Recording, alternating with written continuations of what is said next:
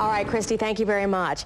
A preliminary hearing is underway in Colorado to determine whether there's enough evidence to put Kobe Bryant on trial for sexual assault. I believe right now they're in recess.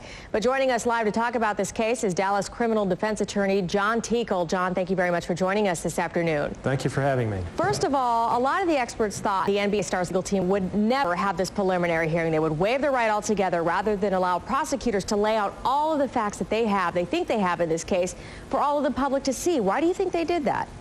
Well, I've heard a number of people who have said that, but frankly, it's not surprising to me that they've gone forward or had the state go forward with a preliminary hearing, because it's really a foregone conclusion that the state will probably, most likely, come up with enough evidence to bind the defendant over for trial. That is, come up and meet their burden of probable cause at this hearing.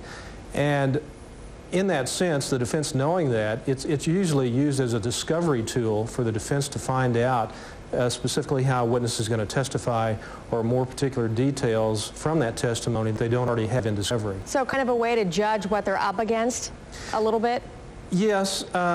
Usually it's used as a discovery tool because, like I said, sometimes you may have, I don't know the extent of the discovery that the Bryant team has yet, but it's often used to find out specifically how a witness is going to testify, or you may have a written statement or a summarily written report, and if that person is testifying, you can cross-examine about that and get some more details. Well, John, let me tell you what the prosecution claimed to have today in the preliminary hearing, and I don't know if you've heard this because this has just come out within the last hour, but a detective testified that the woman told investigators that the NBA superstar attacked her from behind, grabbed her by the neck, and forced himself on her despite her repeated protests.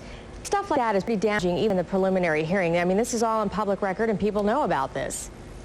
Well, I have presumed that the district attorney's office, since they did file the charge, had obviously the statements of a complaining witness, the victim, but not only that, I've been presuming that they've had forensics that match and are consistent with what the victim has stated happened. Not only that, probably other evidence from the hotel room itself and possibly other witness statements from hotel people or other people who know the victim. And I've presumed, and I still do, that they have that evidence that corroborates what she's saying. And yes, it is. It sounds like it's pretty damning, but I think the case is probably headed for trial. John, one last question. I know the Bryant defense team suffered a little bit of a setback the other day when they were denied access to the alleged victim's past medical records. They were also denied access to the rape counselor's notes from the night the alleged attack happened. What does the defense have at this point to move forward if they can't get a hold of those things? Do you think they have something up their sleeve? I don't know about anything up their sleeve. I'm presuming that prior to trial, they're going to be able to obtain those things, at least the medical records that you mentioned in the beginning at some point. I'm not sure about the counselor's notes. Possibly that'll be discoverable along the way. I think it's a situation where, like I said, the state probably has some corroborating evidence along with the victim's statements, and therefore that's going to have to, that will force Kobe Bryant to take the stand at trial.